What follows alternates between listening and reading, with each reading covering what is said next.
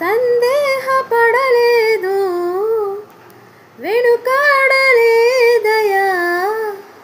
నా కొరకు సిలువను మోయడానికి. దోషము భరించావు, మౌనము వహించావు, పరిశుద్ధునిగా నన్ను చూడడానికి. ఏ మంచి ఉందని నాలో ఇంత ప్రేమను పంచినావు, ఏమివ్వగలనని నా కొరకు సమస్తమర్పించినావు.